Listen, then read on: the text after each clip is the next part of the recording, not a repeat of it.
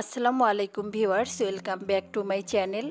আজকে আমি আপনাদের সাথে শেয়ার করব ইফতার স্পেশাল একটি ডেজার্ট রেসিপি। আর এটি তৈরি করতে হয় ডিম আর দুধ দিয়ে। খেতে কিন্তু অসম্ভব মজার হয়ে থাকে। আর একবার যে খাবে সে বুঝতেই পারবে না যে এটি কিসের তৈরি। তো আমার এই ভিডিওটি যদি আপনাদের ভালো লেগে থাকে তাহলে প্লিজ আমার চ্যানেলটি সাবস্ক্রাইব করে দেবেন এবং পাশে থাকা বেল বাটনে প্রেস করে রাখবেন। তো চলুন পুরো রেসিপিটি দেখে নেওয়া যাক। ডিমের লাচ্ছি তৈরি করার জন্য প্রথমেই আমি একটি বাটিতে 2টি ডিম ভেঙে নেব। অনেক সময়ই দেখা যায় বাচ্চারা ডিম খেতে চায় না, তো এই ডিমের লাচ্ছিটা ডিম আর দুধ দুটোর ঘাটতিয়েই পূরণ করতে পারে। আর বাসায় যদি লাচ্ছা সেমাই না থাকে তাহলে কোনো মেহমান আসলে এভাবে আপনারা ডিম দুধের লাচ্ছিটা তৈরি করে দিতে পারেন। তারা বুঝতেই পারবে না যে এটি ডিমের লাচ্ছি, আর খেতেও কিন্তু অসম্ভব মজার হয়ে থাকে। এখন আমি ডিম দুটোকে ভেঙে নিয়ে একটু ফেটিয়ে নিলাম, আর অবশ্যই ভালোভাবে ফেটিয়ে নেবেন।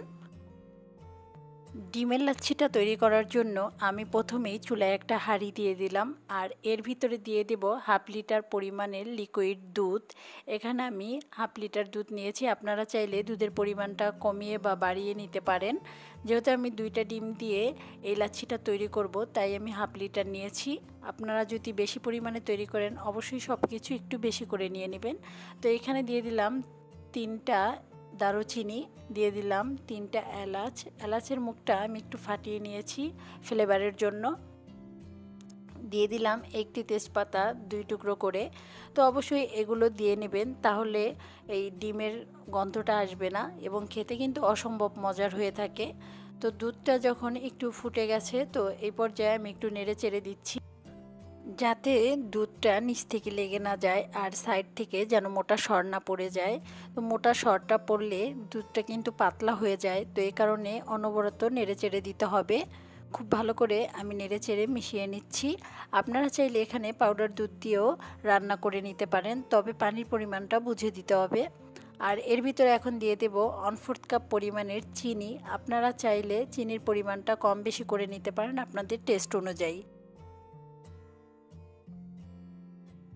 এখন আমি এর ভিতরে দিয়ে দেব সামান্য পরিমাণের লবণ।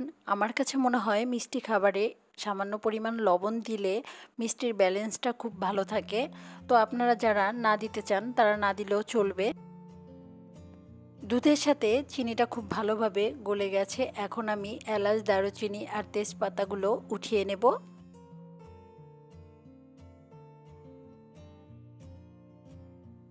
এখন আমি এই দুধের ভিতরে দিয়ে দেব ডিম, আর যে ডিম দুটো আমি ফেটিয়ে নিয়েছিলাম ওই ডিম দেব, আর হ্যান্ড উইক্স দিয়ে ভালোভাবে নেড়ে নেড়ে মিশিয়ে নেব। তো একসাথেই সব ডিম দেয়া যাবে না, তাহলে জমাট বেঁধে যেতে পারে, এজন্য অল্প অল্প ডিম দিয়ে মিশিয়ে নিতে হবে।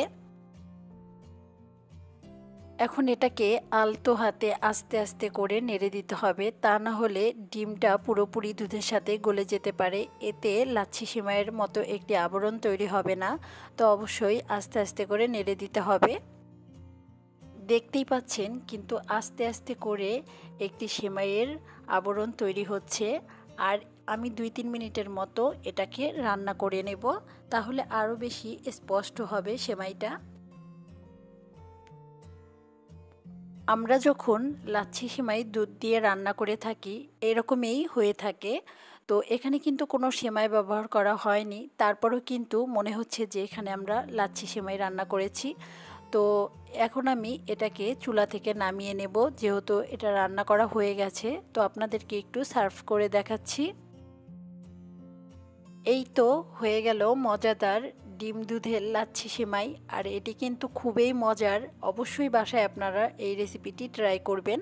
তো আমি উপর দিয়ে কিছুটা কিশমিশ দিয়ে দিয়েছি, এতে খেতে অনেক ভালো লাগে। তো এই জন্যই আমি এভাবে সার্ভ করে নিয়েছি। আপনারা অবশ্যই বাসায় এই রেসিপিটি ট্রাই করবেন, বাচ্চাদের এবং বড়দের সবার কাছে খুব বেশি পছন্দের হয়ে যাবে।